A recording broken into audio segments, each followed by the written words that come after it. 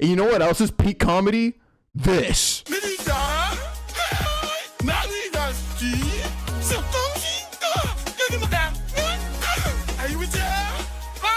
The only cute one in this, honestly, is the boiled one. This one, he's a little funny looking, and this dolphin man, he's actually unsettling. I don't like that. But the boiled one is a cutie. In my eyes.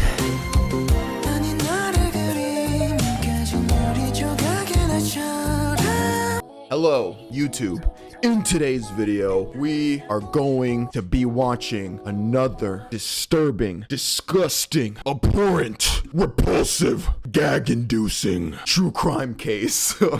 Cops discover killer teens missing mom under the floor. It's another video by Coffee House Crime. Before we get into today's video, as you can see, we are streaming on Twitch right now. There's chat over there. Say hi, everyone. We watch things like this all the time. True crime, Vocaloid. It's a lot of fun. So yeah, you should follow us on here, and also make sure you follow me on Instagram and Twitter to stay updated on what I'm doing. Alrighty, I'm gonna shut up now. Who could have known that a neighborhood so quiet and peaceful could be home to such a horrific murder? Dasmariñas is a lively growing community nestled just south of Manila in the Philippines. It's the kind of place where neighborhoods are incredibly close-knit, where children play in narrow streets, and the smell of home-cooked meals drifts through open windows. Dude, okay, side note, I love Filipino food. Where children play in narrow streets, and the smell of home-cooked meals drifts through open windows. Dasmariñas is known for its blend of rural charm and urban sprawl, a city in transition where traditional markets sit beside modern malls, and new housing developments are slowly replacing rice fields. However, beneath its warm family values, Dasmariñas, much like any other place, has its shadows. And in today's case, we won't be looking at a distant, dangerous city or dark alleyway, but instead, we'll be stepping inside a modest family home in a seemingly safe neighborhood. A home where secrets were quite literally buried, and this is where the story of Evelyn Sayos begins. Literally buried. Welcome back to Coffee House Crime, folks. My name is Adrian, and today we're looking at two cases out of Southeast Asia, both of which you've probably never heard of before. We'll first be looking at the case of Evelyn Sayos, which happened over in the Philippines over a period of around 4 years. Now this one is a story of a mother's love betrayed in the most horrific of ways, a cover-up which lasted almost half a decade, and left everyone wondering, why? Yeah, honestly, in a lot of these cases that have to deal with sons or daughters murdering their parents, it always just makes me go, why? It has to take a lot for me to even envision that. I mean, obviously you have cases where like maybe they were abusive, maybe blah, blah, blah, whatever, you know, terrible parents. It takes a lot, I feel like, for somebody to kill their own makers. Alright, let's jump straight in with this one today, folks. Before we begin, please do subscribe if you like true crime, strange or chilling stories. Now, with that said, please grab yourself a coffee and let's caffeinate while we investigate. Not coffee, but it's caffeine. Refocusing on the city of Dasmariñas, Evelyn was a 54-year-old woman who had spent most of her life here. Oh shit. Through tragedy, she unfortunately was a widowed single mother of 2 children named Joanna and John, and had been raising them on her own ever since her husband passed away when both of them were still very young. But dude, stories of widowed moms, it always makes me so sad, man. Goddamn. Also, by the way, my mom is around the same age. I think she's 53. Yeah. Despite her ever since her husband passed away when both of them were still very young. But despite her loss, Evelyn kept going. Her friends saw her as kind, strict, deeply loving, and always worked very hard to support her kids. Moving through their teenage years, it was quite evident that she'd put them through good schools, made sure that they had food on the table, and always provided a stable home. Of course, there were many inevitable difficulties, especially as a single parent. Your mom's so young? Thanks. Yeah, she had me when she was 17. I'm kidding. Don't clip. I'm kidding. Now, despite the family not being rich, she did inherit a house in Singapore from her late husband. A house that eventually became a symbol of escape, and a place that she would occasionally visit whenever she needed a break. But, of course, being a single parent, she rarely had that luxury. People who knew Evelyn described her as resilient and the type of mother who would never give up on her children. Now, you could say that she was likely damaged in her own kind of way. Of course, the death of her husband would have caused immeasurable pain, and she likely placed all of that extra love onto her children. And unfortunately, this would cause problems between the three of them, especially with her daughter Joanna. You see, where John was more mature and reserved, Joanna was more the rebellious type of teenager. Joanna was the kind of person who would party often, drink heavily, and sleep around. In fact, by the age of 16, she was pregnant by her boyfriend, Ronald Ruby. And this left her mother, Evelyn, both At furious— 16, bro. Okay, speaking of teen pregnancies, I literally just joked about my mom having me at 17, and then this girl goes ahead and gets pregnant at 16. Just had to one-up me. My mother abandoned me. Why'd you feel the need to share that? I'm just kidding, sorry. I'm joking. I'm joking. Both age of 16, she was pregnant by her boyfriend, Ronald Ruby. And this left her mother, Evelyn, both furious and deeply embarrassed. You see, she believed that her daughter deserved so much more in life before she became a mother. However, despite her concerns, both Ronald and Joanna were rather determined to keep this baby. And when the baby was finally born, well, Joanna and Ronald did not want to get married either. And this left Evelyn and her rather traditional beliefs absolutely furious. There were clearly problems in the household, but Evelyn decided that she would still continue to support her daughter no matter what. In response, she would often look after the baby, help raise the child, buy formula and everything else required, and even pay the bills. But there is no denying that the emotional strain between the two was not only growing, but becoming a big issue. Joanna was still quite the immature and reckless kid, even after giving birth, and whenever Evelyn stepped in to try to help her, well, she wasn't having any of it, and this would often lead into huge arguments between the two. Now, Evelyn, she still loved her daughter to immeasurable lengths, and there was no question about that. However, what she didn't know is that things were slowly starting to unravel beneath her feet.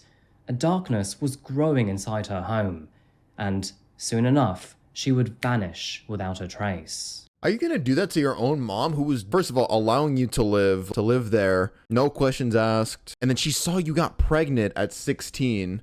A lot of parents would be pissed, maybe even make you put up the child for adoption.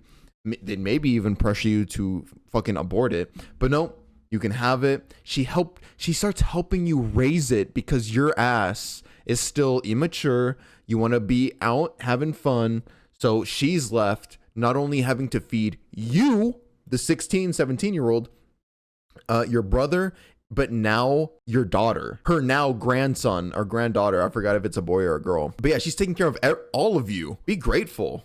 August the 20th, 2016. What began as a regular workday eventually bore some strange and unfamiliar news to Evelyn's circle. After one of her friends had reached out to ask her if she would like to meet for coffee, Joanna responded for her mother by saying that she had left for Singapore to, quote, relax and clear her head. As the day progressed, this news was shared amongst the rest of her family and friends. And although it was rather unexpected, nobody questioned it at first. Although money was tight, Evelyn did have the means to go. I mean, she owned a house there already, and had even talked about needing some time away from the family. Of course, the main reason behind this was with what was going on with her daughter, Joanna. It wasn't news to anyone that the relationship between them was strained, and Evelyn had been spending most of her time juggling between work and also looking after her granddaughter. You see, in order to save money, Joanna still lived at home with her mother, the baby, and Ronald. And being the rather reckless and carefree person that she was, she would sometimes leave the property in the evenings, which in turn would leave her baby with her mother. It is no surprise that Evelyn felt quite hard done by with this. She had just spent the last 20 years raising her children as a single mother. Oh yeah, you have to remember that. She raised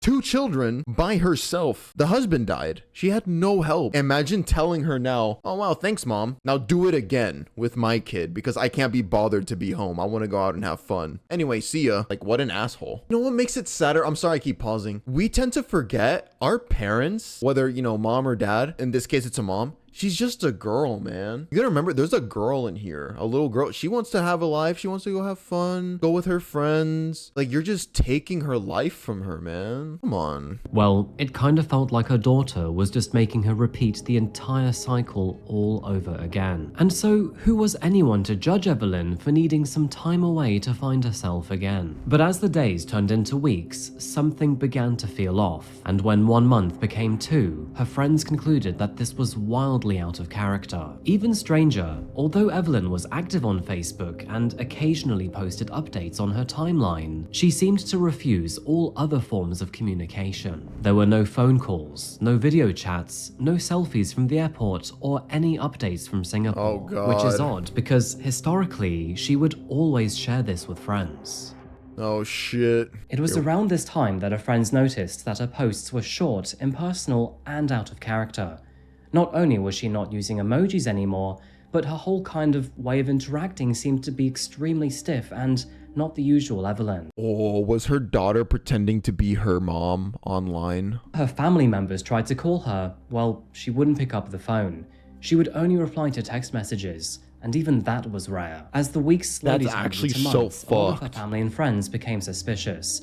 And even the ones who were actually in Singapore, whenever they asked Evelyn if they could meet up, she would either say that she was busy, out of town, or just sick. And naturally, many people began to wonder, how could a mother who cared about her children so much just suddenly disappear and barely message them? Well, unfortunately, these questions would remain unanswered for a very long period of time, and everyone would just have to sit in that uncomfortability. For 2 whole years, Evelyn remained invisible, and this experience was the most painful for her son John, who had no idea what was going on with his mother. But in the yeah, I forgot about the younger brother. He's just there like, where's my mom, dude? How would I react? That's actually such a crazy scenario.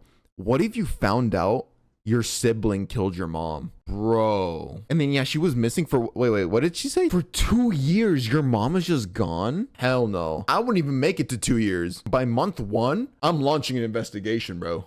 I'm getting the police, I'm getting the fucking FBI, I'm getting the military. Okay, that's my mom, dude. But in the year 2018, he had finally had enough, and after moving to another city for work, he decided that he could no longer ignore the feeling in his gut. And that is when he filed a missing persons report. But unfortunately, the police shrugged him off. They pointed out that not only was her Facebook account active, but her passport and all of her clothes seemed to be missing too. Typical cops being useless. After all, adults are allowed to disappear, even if it feels unorthodox. Of course, this might have been an excuse for people outside of the family, but John, he knew that something was wrong, and tragically, he would have to sit in this anxiety for several years. More years? Fast forward to July of 2020, and it had now been almost 4 years since Evelyn had allegedly left for Singapore. The pain and anxiety felt by her friends and her family had now shifted into a gentle grief that would never leave them. With June marking the beginning of the rainy season in the Philippines, John returned to the family home to begin some new renovations. You see, over time, the house had fallen into disrepair, and now needed some refurbishment to keep his sister and niece dry. Still living there with her child, John thought it was finally time to freshen things up, especially the kitchen, which seemed to have not been touched for years. And so, with that in mind, he hired a construction crew to renovate the area, hoping that his mother would be happy to see her newly finished kitchen whenever she decided to come back from Singapore. So, the construction began as planned, but then all of a sudden, something happened. What would ultimately begin as a rather minor inconvenience would soon turn into the most morbid of problems. It was shortly after construction started taking place that crew members reported a foul smell coming from the kitchen. Now, at first it was quite faint and smelled like rotting food or sewage. Many believed that it was something rotting, alright. Possibly be the septic tank, which is found underneath the kitchen floor. Nothing unusual, and that is when they started digging. As they slowly started to make their way down towards the septic tank, they found something rather ominous. It was shortly after breaking through the first layer of concrete that they found Evelyn's passport and ID. Now, John was stunned by the discovery. Why was his mother's documents found underneath the kitchen floor? And if this included her passport, then how did she fly to Singapore? As a result, he rushed to the police station and then demanded an investigation. And what they found was quite terrifying. Evelyn had never left the country.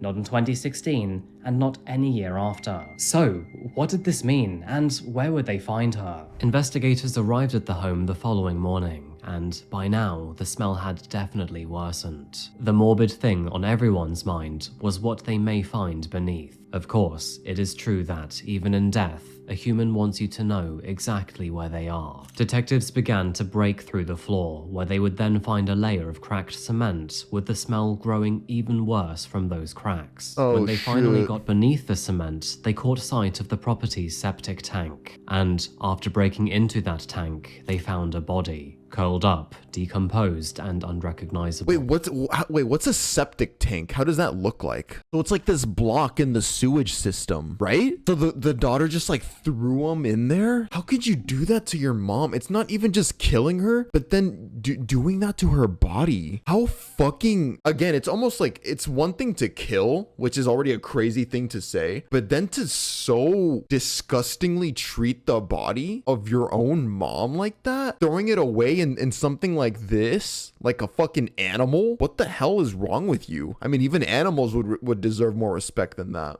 That tank, they found a body, curled up, decomposed, and unrecognizable. It was in that moment that John realized that the remaining parts of his family, including his sister's baby, had all been living above a corpse for all these years.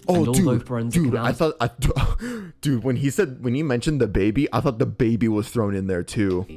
John realized that the remaining parts of his family, including his sister's baby, had all been living above a corpse for all these years. And although forensic analysis was required to determine who the body belonged to, everyone knew precisely who it would be. And soon enough, DNA testing confirmed what John had feared all along. It was his mother, Evelyn. The autopsy was quite grisly. It appeared that Evelyn had suffered multiple skull fractures, which were all determined to be likely caused from a hammer. She had also been stabbed twice in the neck, 5 times in the chest. Oh, that's violent. You can imagine how the murder went. It wasn't just like, okay, hit her once or even like a couple times just to like, once she's dead, okay, the daughter enjoyed that, or whoever did it, whoever else did it, because apparently it wasn't just the daughter. It's like, it's almost like they took joy in beating her, sticking a knife in her multiple times. Jesus. 5 times in the chest, and had a very deep gash across her right arm. It was due to this brutality that the forensic team concluded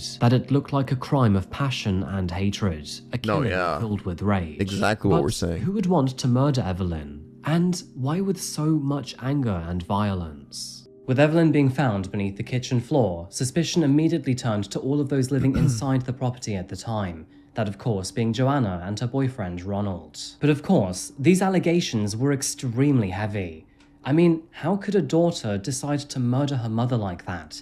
And what about all the active Facebook posts coming from Evelyn's profile? Well, as the investigators began to look deeper into this case, they would realize there was a huge backstory and a rather elaborate cover-up. When initially questioned, both of them denied having anything to do with Evelyn's death. However, this was a story that they could not hold on to for long. Unsurprisingly, the police pushed hard for a confession because, quite simply, there was no way that Joanna would not know where her mother was.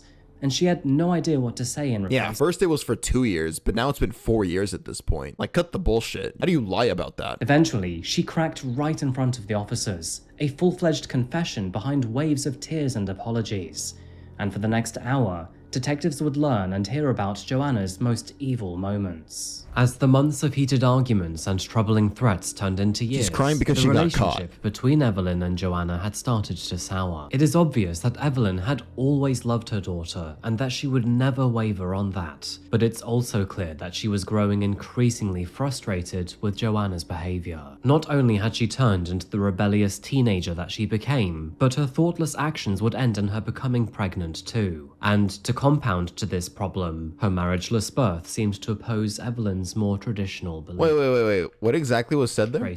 With Joanna's behavior. Not only had she turned into the rebellious teenager that she became, but her thoughtless actions would end in her becoming pregnant too. And to compound to this problem, her marriageless birth seemed to oppose Evelyn's more traditional beliefs. From that point onwards, a passive war would take place within the family home. Evelyn was nurturing, caring, and thoughtful, but she was stubbornly traditional too. While on the other hand, But I mean, she was being taken advantage of. Like, sure, like you can say like, oh, she was traditional, get married before you have a baby, you know, take life a little bit more seriously because like Joanna was very rebellious. Joanna's the daughter. But bro, like, it doesn't fucking matter. Like, the fact of the matter is the mom was being taken advantage of. That's simple. Does it? You can say whatever you want about like, oh, you're too traditional, so I'm gonna fucking kill you. How does that make sense? But she was stubbornly traditional too. While on the other hand, Joanna was... Guys, being traditional means being responsible. I know it sucks. While on the other hand, Joanna was thoughtless, selfish, and had no idea what she was doing. Although the two lived together, they were constantly bickering, and while Evelyn could handle this emotional strain, the more selfish and stupid of the two couldn't. And so, it was in that moment of desperation and anger that Joanna and Ronald began to hatch a plan. Oh. So it was on Ronald August too? 20th, 2016, that The Joanna boyfriend? told her mother that she had a surprise for her in the basement. And Evelyn, being kind, trusting and hopeful, followed her daughter downstairs. However, lurking in the shadows was Ronald, waiting for what would be Evelyn's final moments. After making her way downstairs, Evelyn was then struck from behind multiple times with a hammer. She collapsed in response, but at the time was still alive. It was in that moment that Ronald then told Joanna to finish the job herself. Oh, hell no. This Ronald, bro? Holy chopped. Also, I think we all know why this guy, bro, just wanted to hit. I'm gonna be so real. You can just tell. Look how pathetic this guy looks. You can tell. This motherfucker just wanted to hit. He just wanted to hit this girl. And when the girl was like, I want to kill my mom, he was like, shit, all right. Hey, as long as I get to crack. It was in that moment that Ronald then told Joanna to finish the job herself. He asked her to grab a knife. And only a few seconds later, Joanna stabbed her own mother to death, striking her repeatedly until she moved no more. A few minutes later, they dragged Evelyn's body upstairs, opened up the lid to the septic tank, and then dumped her inside. Ronald then rushed out of the property to buy cement, gravel, and sand from a nearby hardware store.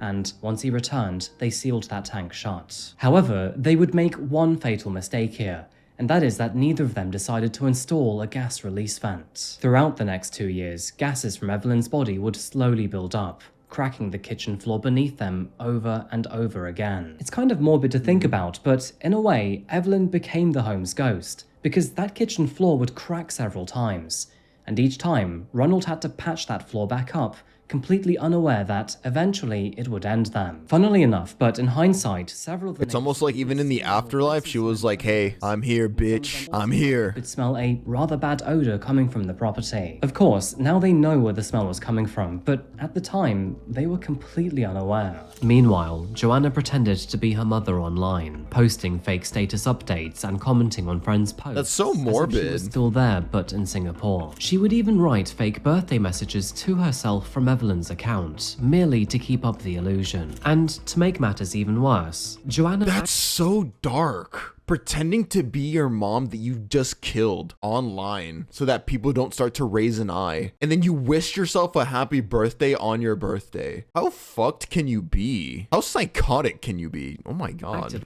Merely to keep up the illusion. And to make matters even worse, Joanna acted like the picture-perfect daughter on social media, posting morning prayers and gratitude messages, all while her own mother was rotting beneath her feet. After her confession, both Joanna and Ronald were charged with the murder of Evelyn Sayos. Now, understandably, this case shocked the nation for quite obvious reasons.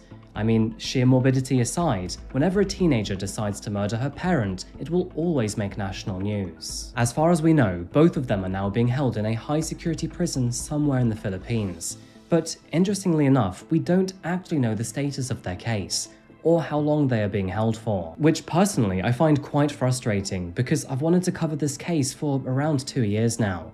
But for whatever reason, Ronald's and Joanna's trials are yet to be made public. Now, there is a small possibility that both of their trials are yet to happen, but with their arrests taking place more than 4 years ago, I don't see that being likely. This case was hard to stomach for obvious reasons. Evelyn was loving, caring, and not afraid to hold her traditional values, but she would ultimately lose her life at the hands of someone she loved the most. All because of resentment, pride, and love that was ultimately taken for granted. It reminds us that evil does not always wear a mask. Sometimes it lives right in the same house. It borrows your phone, eats your food, smiles at the neighbors, and then hides a body under the floor. The nature of this case is so horrifying. This is giving me chills, dude. I have no idea how either of them could have lived there, knowing that there was a body right beneath their feet. What is even worse is that baby will now grow up without a mother, father, or grandmother. I often think about this in my stories, but there really are no winners here.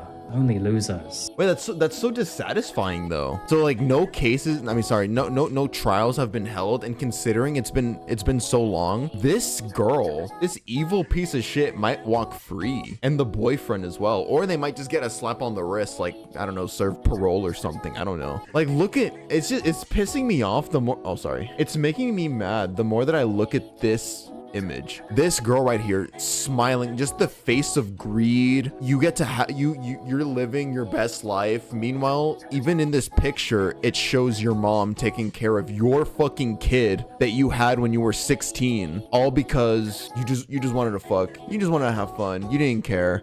And then now that you have the kid, you're making your widowed mom, who has no help from anybody, that her husband's dead, and then you're not helping with anything. She's raising your kid, and then to kill her for what too? Like, what did she even do? Shit, she helped you. That's literally all she did.